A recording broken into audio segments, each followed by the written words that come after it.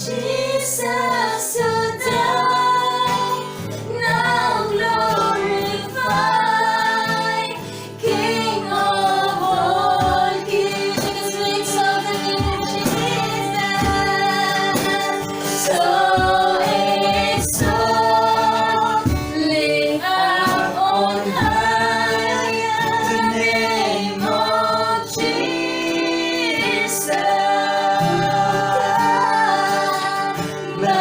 Magnify, come glorify Christ Jesus the King.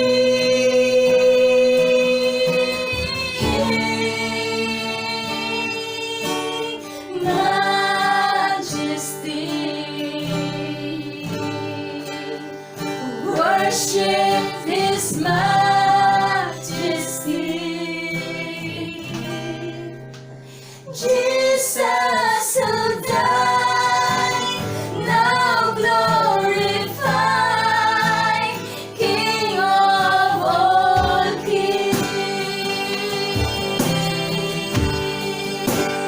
Jesus who died, now glorified, King of all kings.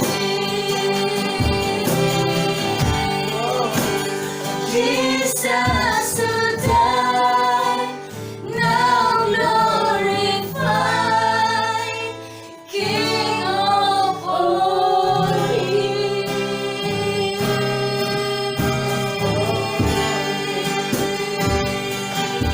Hallelujah, Jesus. Oh, we worship you.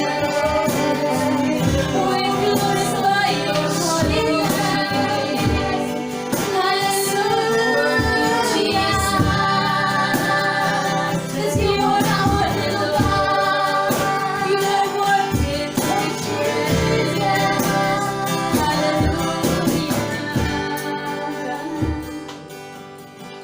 Hallelujah, Jesus. Oh, thank you, Lord.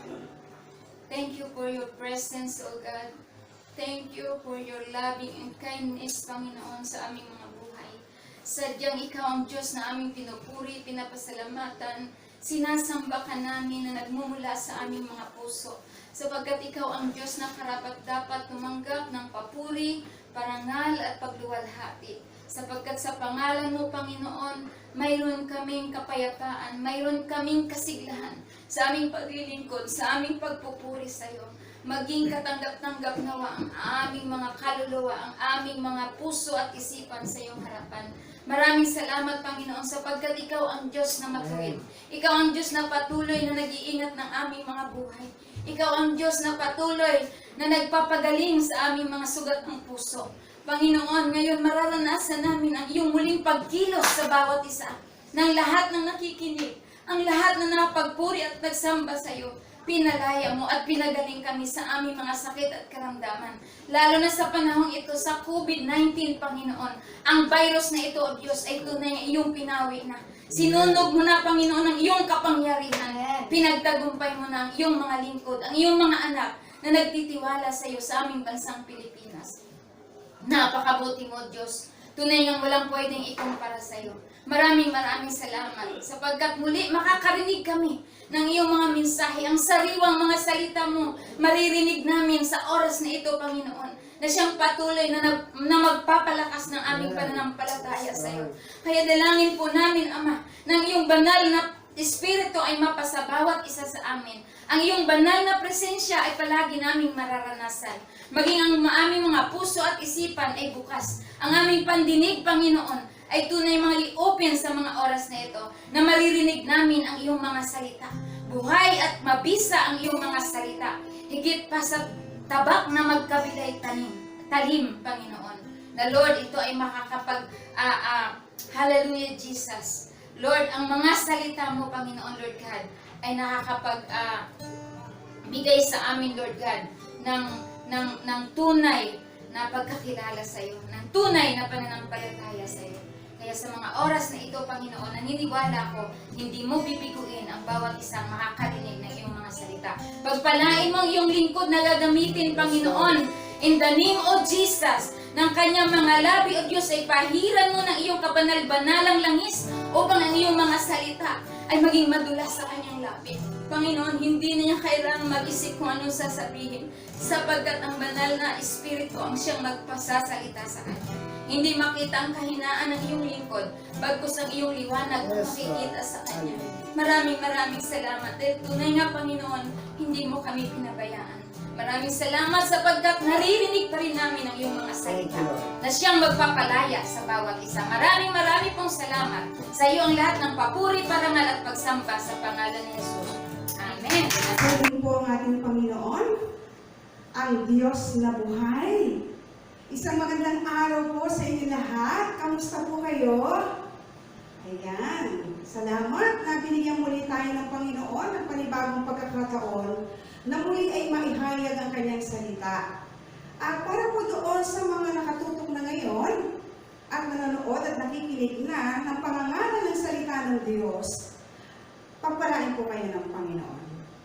At ngayong araw po, ang ating pong dadalhin topic ay may kinalaman po sa okasyon. Ito po ay para sa mga nanay. Pinamagatan ko po itong The Importance of Being a Mother, ang kahalagahan ng isang ina. Hayaan niyo po na bigyan ko ng pansin ang kahalagahan ng isang ina. Para po sa mga nanay, sa mga inay, sa mga mama, sa mga mami, mamshi, sama po kayo naroon, kayo po ay aking binabati na Happy Mother's Day. Ayan po. Pagpalain po kayo ni Lord. At ngayong umaga po, mga kapatid, ay nais ko pong saluduhan ang mga nanay. Hindi lamang po kayo ilaw ng tahanan, para po sa akin, kayo po ay isang tunay na bayani. Bakit po? Dahil ang isang nanay na katulad po ninyo ay napakalaki ng sakripisyo kanyang ginagawa at ang role po na ginagampanan po ninyo bilang isang ina ay talaga naman pong hindi matatawaran. Yun pong pagdadala po ninyo ng isang sanggol sa inyong sinapupunan ay hindi biro. Hanggang sa ito po ay inyong mailuwal at ito po ay inyong alagaan at palakihin. Kaya, pinasasalamatan ko po ang lahat po ng mga nanay sa araw na ito. At ngayon nga po ay tatalakayin po natin ang kahalagahan ng isang ina. Mamaya po yung mga nanay akin pong ipapanalangin, hindi man namin kayo madalhan ng mga bulaklak sa inyong mga tahanan, ay panalangin naman po ang aking mairirigalo sa inyo. Okay lang po ba yun? Ayan, purihin po ang Panginoon. Mula po sa Exodus, sa Old Testament po, sa panahon po ng mga Israelita, ay nag-utos po ang hari ng Egyptyo. Ang paraon po ay nagsabi po na ang lahat ng mga ipapanganak na sanggol na lalaki ay kailangang patayin. Ngunit dahil po sa takot ng mga manghihilot o yung mga nagpapaanak, hindi po nila ito sinunod. Ang katwiran po nila, kapag sila po ay pumupunta sa tahanan ng mga manganganak na, ay nakalabas ng bata. Kaya hindi po napigilan ang pagdami ng mga Israelita. Ang mga hilot naman po ay kinalugdan ng Diyos. Ang ating pong, ang verse po natin ngayong araw ay makikita po sa Exodus chapter 2, 1-10. Exodus chapter 2, 1-10.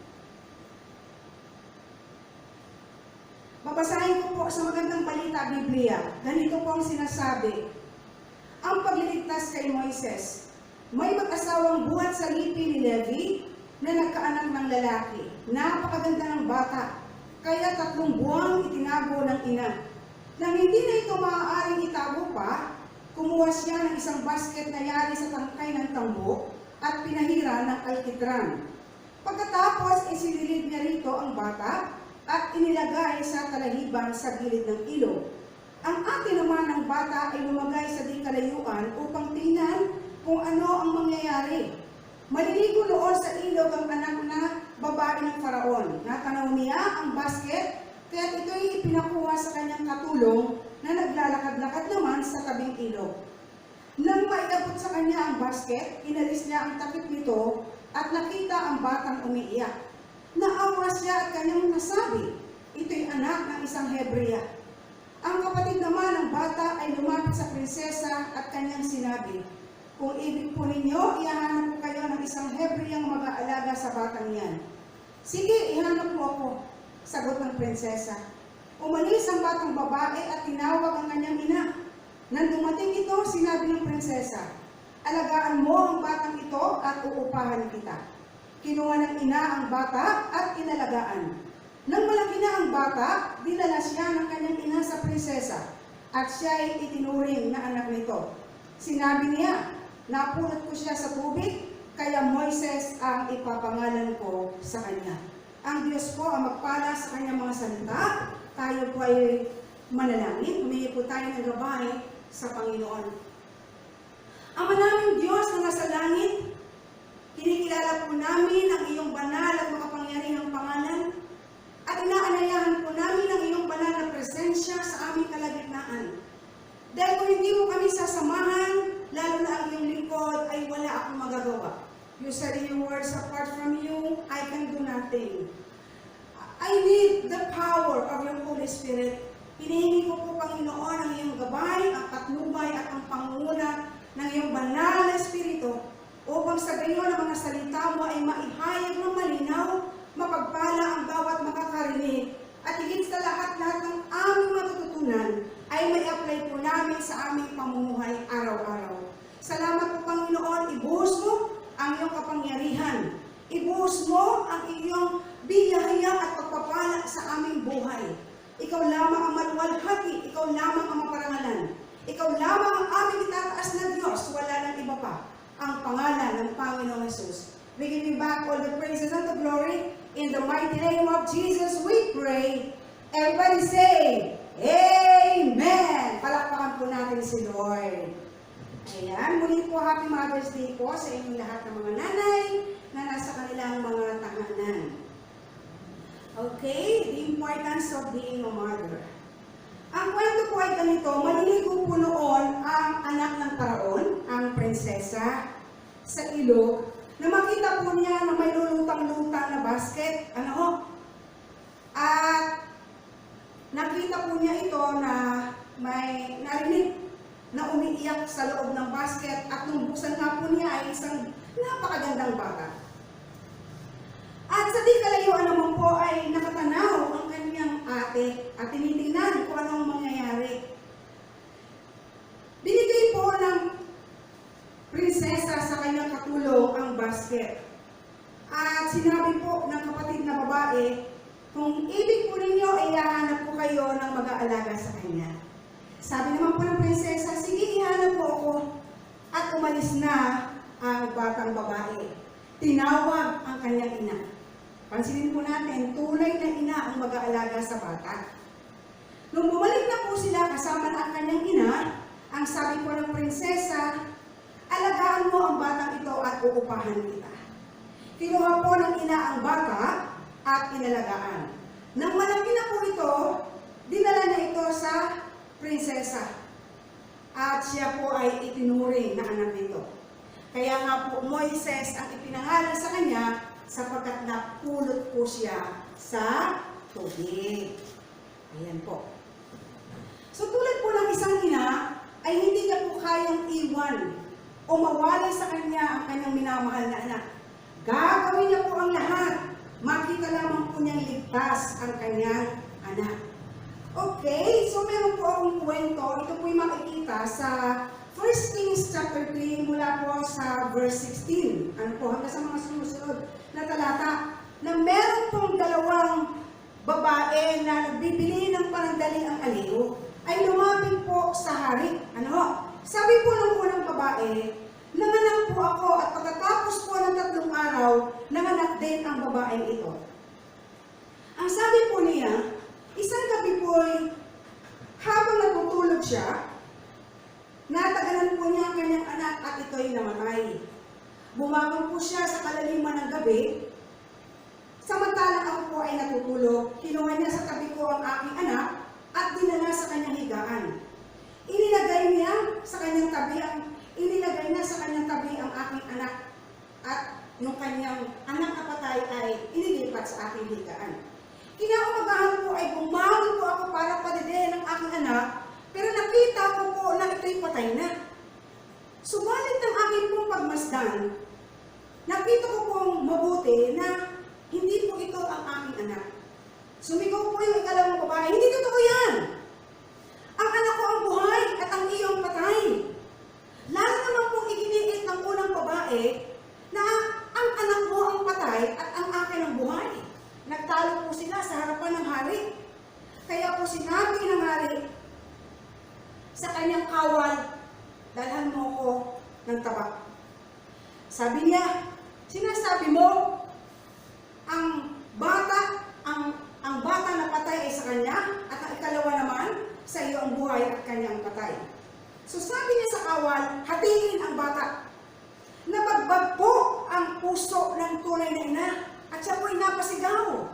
Ang sabi po niya, huwag po kamahalan. Ibigay na po ninyo sa kanya ang bata. Huwag po ninyong hatiin at huwag po ninyong sasaktan. Yun po ang sabi ng unang babae. Ang sabi naman po ng ikalawa, sige, hatiin ang bata. Alam niyo po, sabi po ni Haring Solomon, huwag nang hatiin ang bata. Ibigay sa una ang bata sapagkat siya ang tunay na ina. Okay, makikita po ninyo na ang tunay na ina ay nakikilala ang kanyang anak. Mula po sa kanyang pagsilang, ng kanyang iluwal, ay kilala po niya ang itsura nito. Ang kanyang mata, kanyang ilong, ang kanyang bibig, at wala po pwedeng itago sa kanya.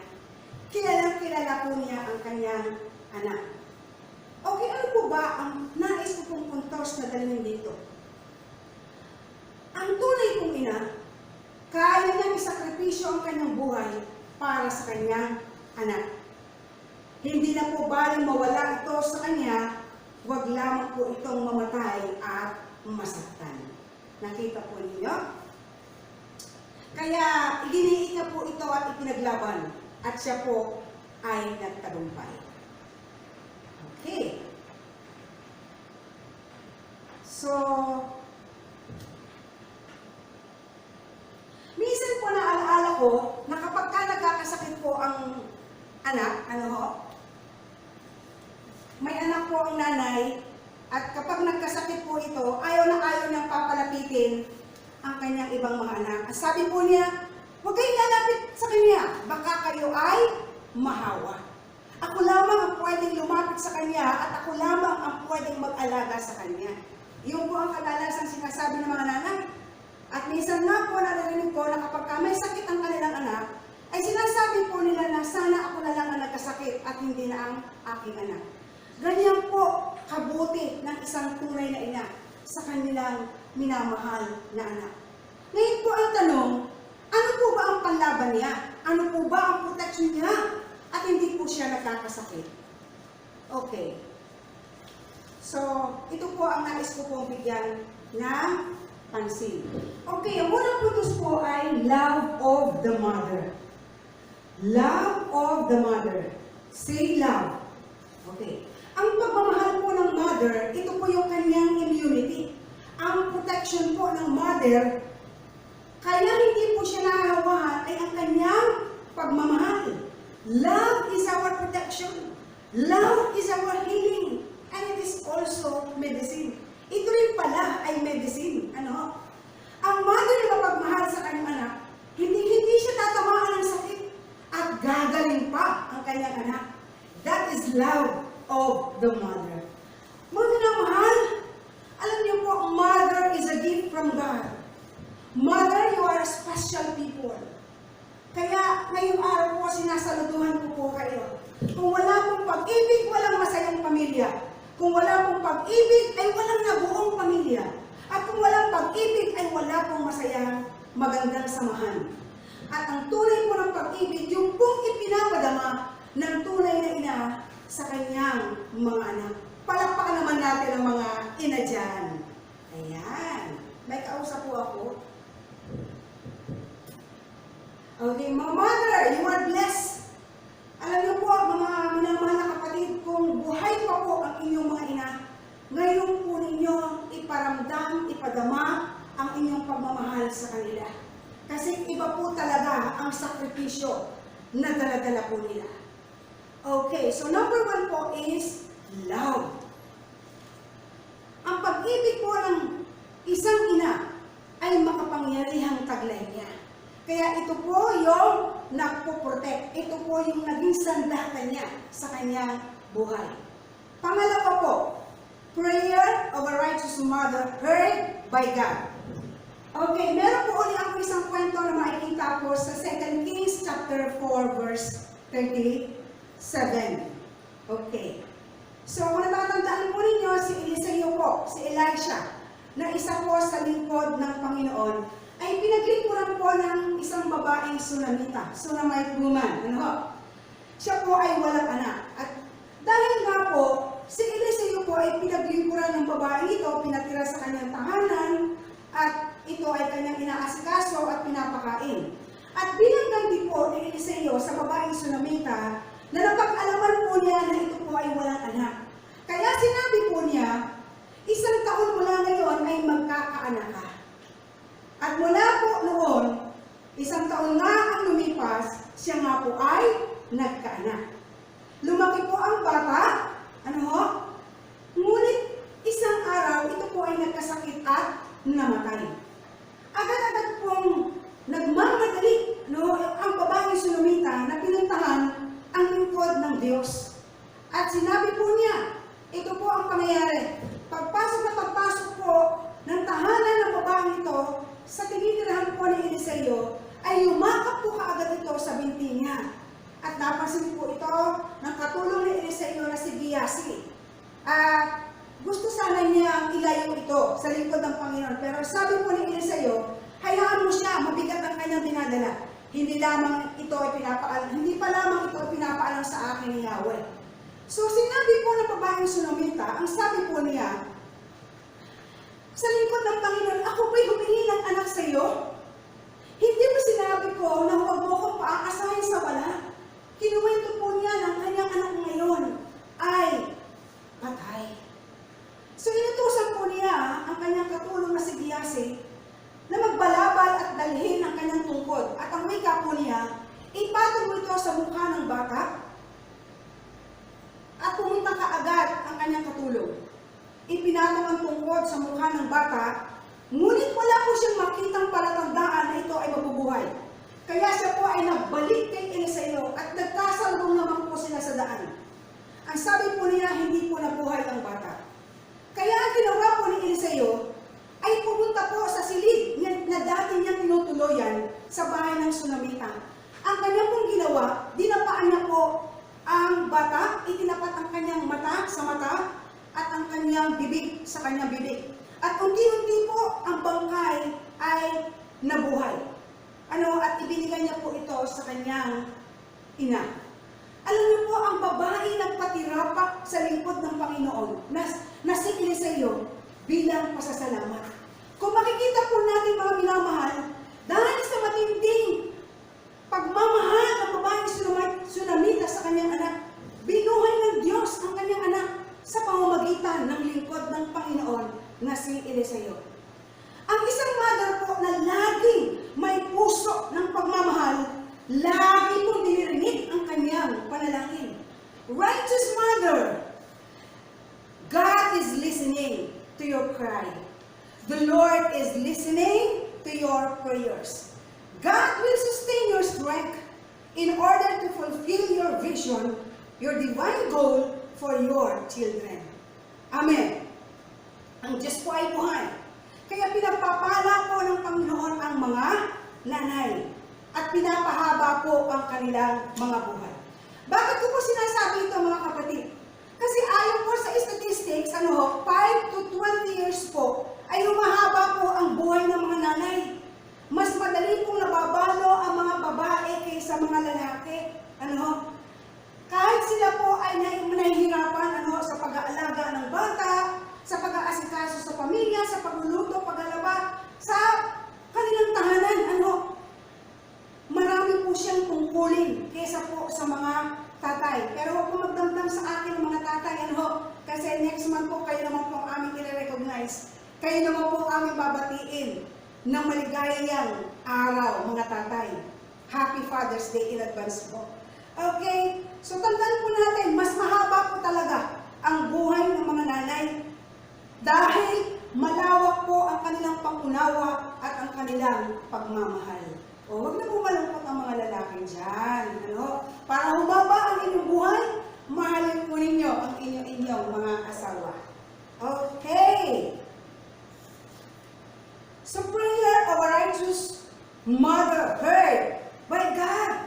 Pinapakinggan ng Diyos ang mga panalangin, ang mga iyak at paghibig ng mga nanay. Kaya pinagpala po kayo, mga nanay. Ayan po. Okay. So, ang pangatlo po naman ay obedience of a mother to the servant of God. Isa na naman pong lingkod ng Panginoon ito sa katauhan ni Elijah, ni Elias. Ito naman po ay makikita sa 1 Kings 17 mula po sa verse 7 hanggang 15. Okay. Si Elias po ay inutusan ng Diyos na pumunta po sa Sarepta sa lupain ng Sidon. At merong babaeng balo doon na magpapakain sa kanya. Pagpasok po niya ng lungsod ay nakita po niya na ang balo ay namumulot ng panggatong. Sinabi po niya sa babae, maaari bang makiinom? Aalis na sana ang babae para ikuha siya ng maiinom. Ngunit pahapon na nagsabi si Elijah na kung maaari ay bigyan siya ng kaunting makakain. Sabi po ng babae, alam po ni Yahweh na iyong Diyos na wala na kaming tinapay. Namumulot na ako ng panggatong upang lutuin ang nalitira namin kaunting harina at gapatak na langis. Ibig sabihin po, wala na po silang pagkain. Pero, mga minamahal na kapatid, yung pong kaunting harina at gapatak na langis, ay ang sabi po ni Elijah, sige gawin mo ang sinabi mo, magluto ka, ipagluto mo muna ako ng kahit na maliit na tinapay at pagluto ka na rin ng para sa inyo. Alam niyo po, sinunod ng babaeng balong ito ang utos ng lingkod ng Panginoon. At sila po ay sama-sama kumain. Kumain ang lingkod ng Panginoon at ang mag-iina. Alam niyo po ba, yung pong kaunting harina po na natitira, kasi last hapunan na po nila ito. At ang sabi nga nila, sabi ng babae, pagkatapos nito, mamamatay na kami. So, huling hapunan na niya ito. Ngayon po, nung pinakain niya, pinaglingkuran niya ang lingkod ng Panginoon. Yung pong kaunting harina na natitira at gapatak na langis ay hindi po naubos. Hindi po naubos sa silidlan at hindi po natuyuan yung lagayan po ng langis. At nabuhay po ang mag-iina sa panahong iyon ng tagutom.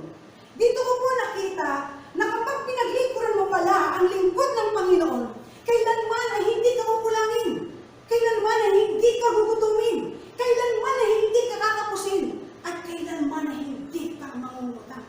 Yun po ay lingkod lang ng Panginoon. How much more kung ang Diyos na buhay, na hindi natin nakikita ang isa natin pinaglilingkuran, ay siguro po lahat ng ating pangangailangan ay hindi po tayo kukulangin. Yun naman po talaga ang pangako ng Diyos.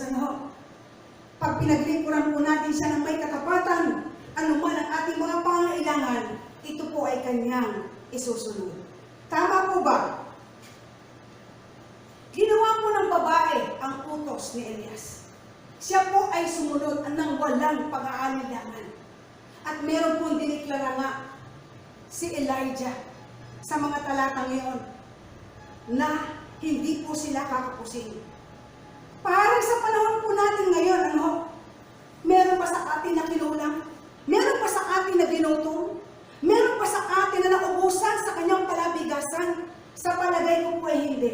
Ang mga anak ng Panginoon, ang mga lingkod ng Diyos na nagtatapat sa Diyos, ay hindi pinagugutuman ng Panginoon. Palakpakan natin ang Diyos.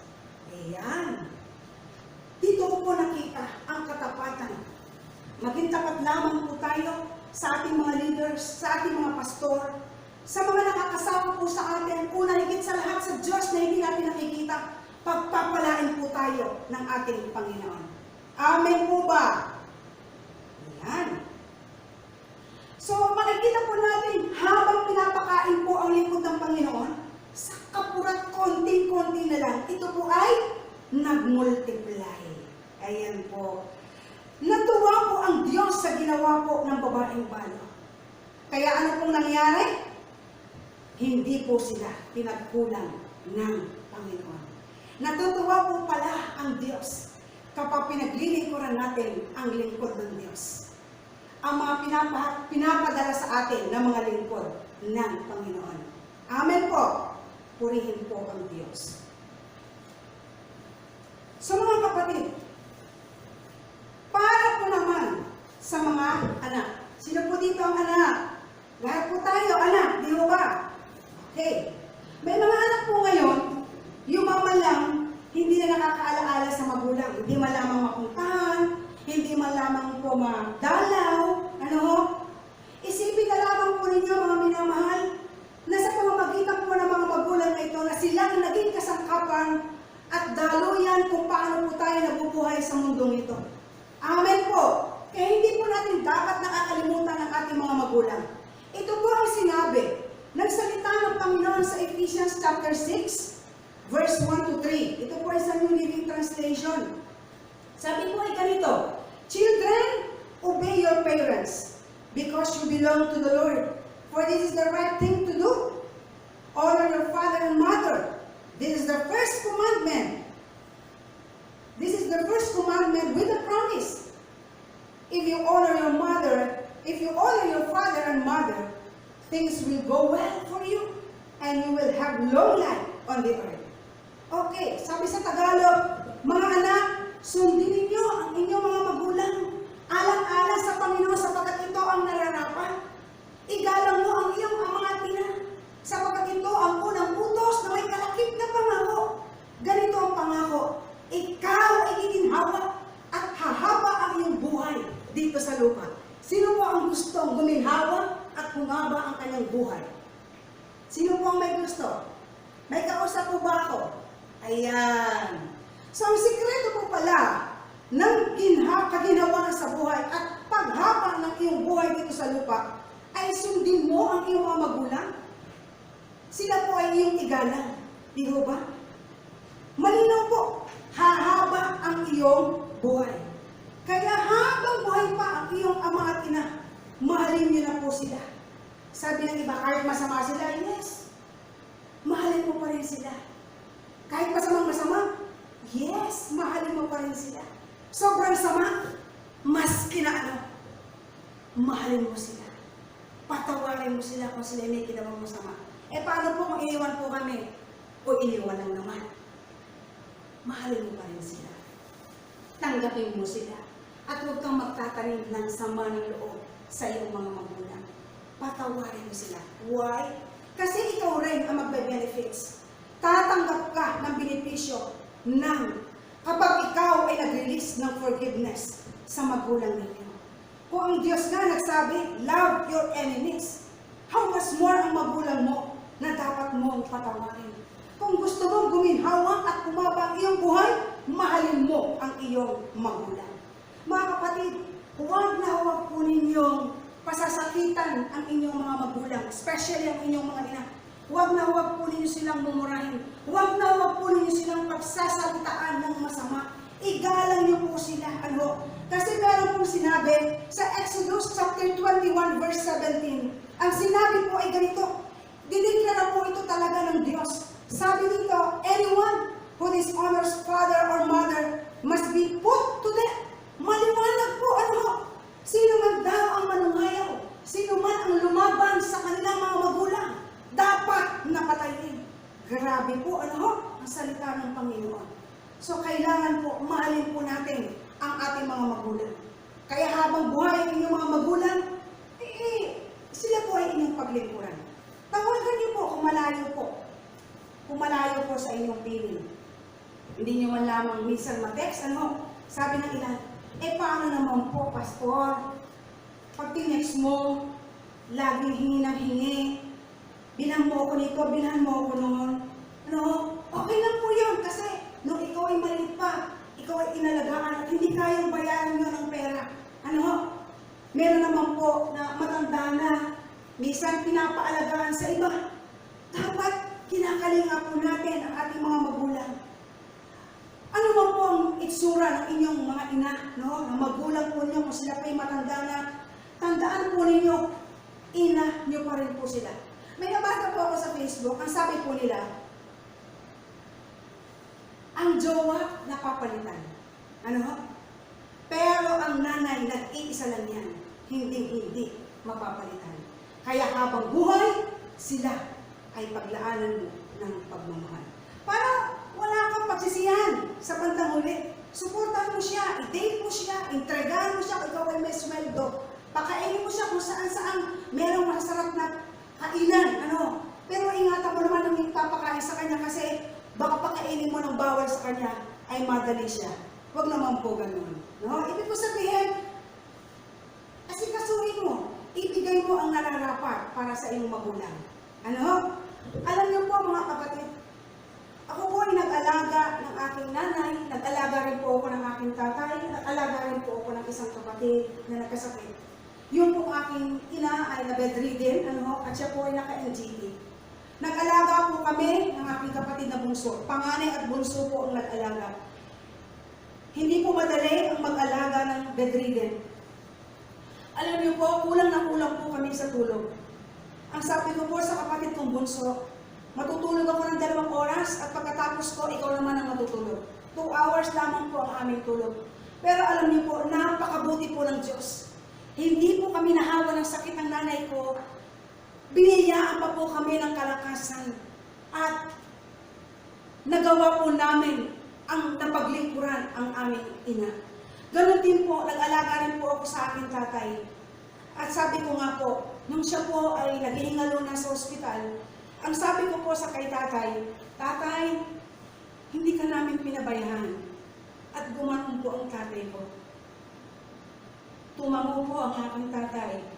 At siya po ay nagpasalamat. Hindi ko po yun makakalimutan. Alam niyo po mga minamahal na kapatid, nung nabubuhay pa po ang aking mga magulang, ang sabi po nila sa amin, mga anak, lagi kayong magmamahal ng magkakapatid. Huwag kayong mag-aaway. Magsunuran kayo. Yun po ang natatandaan ko na kaniyang bilin.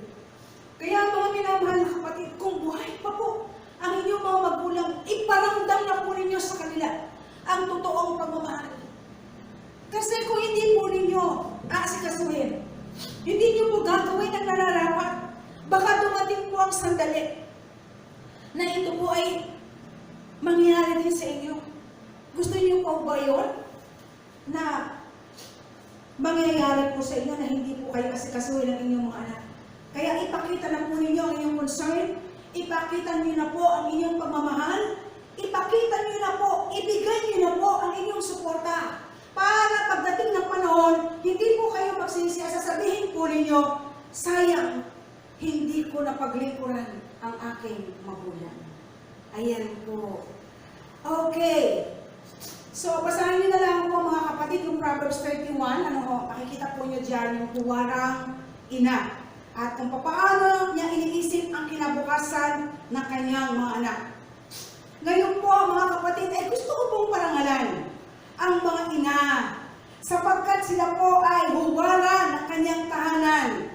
Di ba sabi po ng pala ng kasulatan, regalo po ng Diyos ang mga may bahay. Kaya ipanalangin po ninyo yung pong mga kabataan na nakakarinig ngayon, mga anak, piliin po ninyo at ipanalangin sa Panginoon ang inyo pong magiging kasama o magiging kapartner sa habang buhay. Okay po? Okay, as I close, mga minamahal na kapatid, baka meron po dito, baka meron po sa inyo na magkakagalit ang mag-iina. No? Meron na nga pong nagdemandahan na.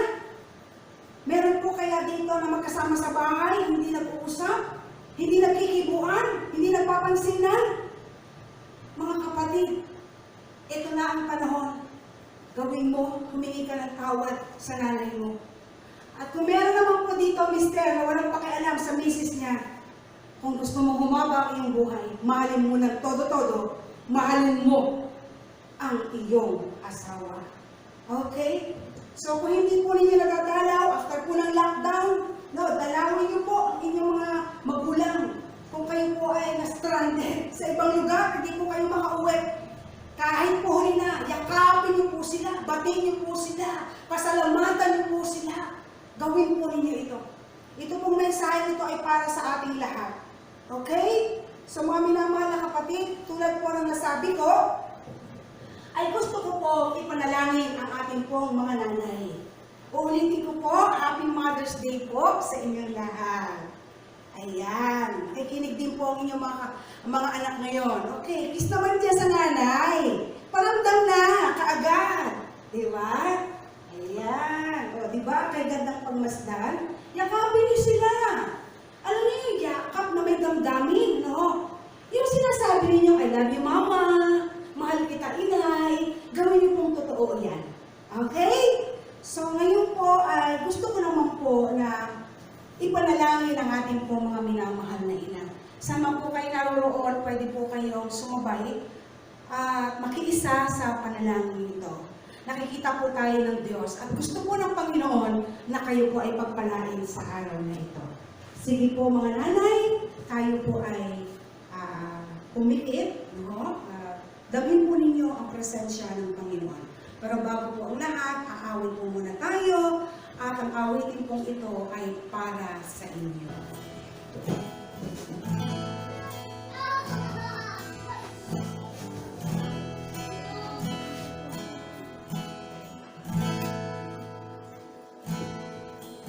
Sa buhay kong ito,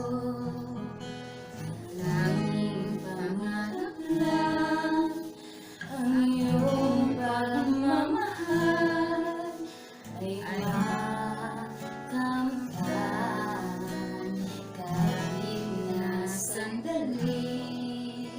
Ikaw ay mamasdan, ligaya'y tila ba walang hanggan.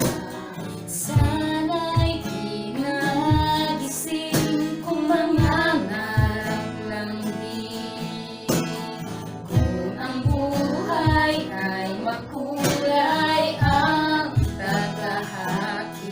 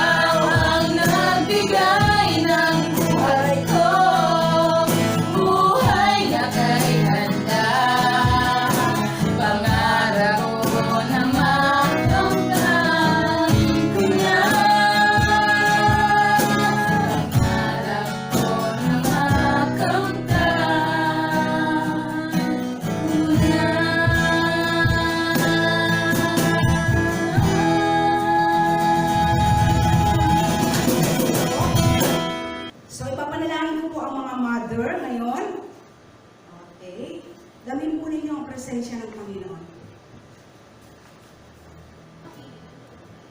Ama naming Diyos na kataas-taasan sa lahat na may gawa ng langit at lupa, pati ang dagat at ang lahat ng mga naroroon dahil sa iyong kagustuhan. Patuloy ka namin pinupuri at pinasasalamatan sapagkat ikaw ang unang nagpala sa bawat isa sa amin. Sa mga nanay na narito, sa mga ina ng tahanan na ngayon ay nakatutok, nanonood at nakikinig ng live streaming, abutin mo po sila, aming Ama. Paramdam mo sa kanila ang iyong dakilang pag-ibig. Panginoon, nakita mo ang kanilang sakripisyo kung papaano po nila inalagaan ang kanyang pamilya, ang kanyang mga anak. Dalangin ko po, Ama, patuloy niyo po silang palakasin araw-araw. At hayaan niyo po ng kanilang gawain ay kanila po itong maisagawa sa tulog ng iyong banal na Espiritu. Bigyan niyo po sila ng karunungan. Dagdagan niyo po ang kanilang mga araw. Pahabain niyo po ang kanilang mga buhay. At ano mo po minilitin ang kanilang mga puso ngayon, sila po ay inyong tubunin. Maaari sa kanilang mga puso ay meron po silang kahilingan. Meron po silang binibigay at dinidesire para sa kanilang pamilya, kahit sa kanilang personal na buhay. Dalangin ko po, Panginoon, sa mga sandaling ito, iparanas mo sa kanilang puspusan ng iyong banal na Espiritu. Aabutin niyo po sila sa ng kanilang buong sambayan. Panginoon, nakikita mo ang mga ina.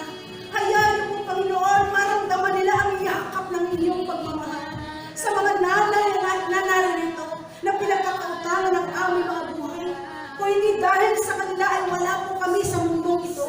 Kaya naman, Panginoon, hinihiling po namin sama-sama na mga nanay namin ito, O Diyos, ay patuloy mong kalinain at ang inyong pag-ibig ay manatili sa kanilang mga puso upang ito'y mag-uumapaw, makikita yung liwanag at ang iyong kaluwalhatian sa buhay ng mga nanay na ito.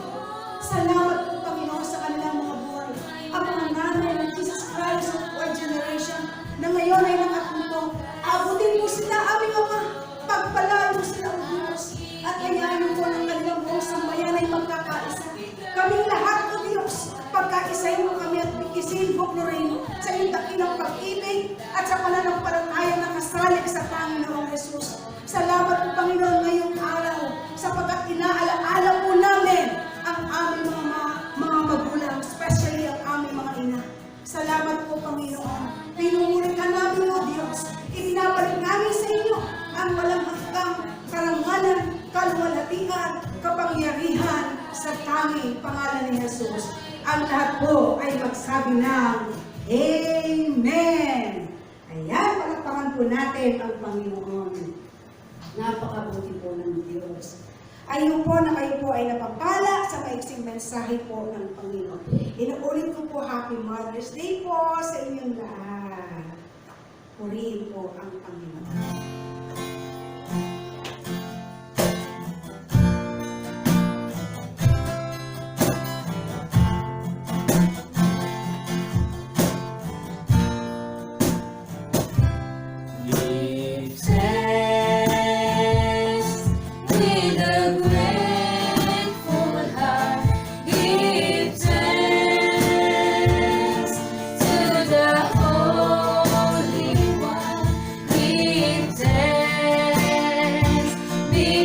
Is given Jesus Christ.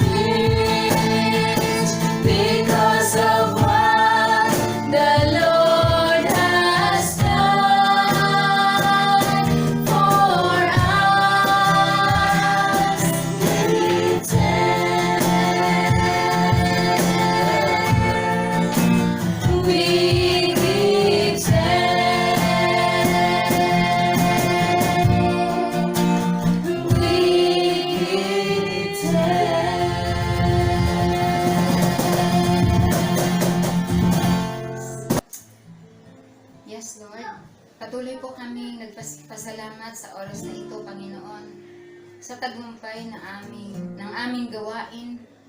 Yan mo, Diyos, na ang bawat isa sa amin ay pinagpala mo sa iyong mga salita. Pinagpala mo kami sa aming sama-sama na pakikinig ng iyong mga salita at sama-sama na pagpupuri at pagsamba sa iyo. Pagpalain mo po ang bawat isa sa amin. Hayaan mo, Panginoon, na sa pagtatapos ng gawain na ito, tunay ngang maiwan sa aming mga puso, sa aming mga isip, ang iyong mga salita. Na kailanman, O Diyos, hindi mo kami binibigo sa tuwing kami ay lumalapit sa iyo. Pagpalain mo po ang gawain ito at pagpalain mo ang aming bansang Pilipinas.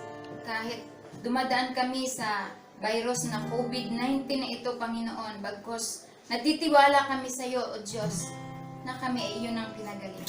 Marami pong salamat sa iyo ang lahat ng papuri, parangal at pagsamba sa pangalan ni Jesus. Amen.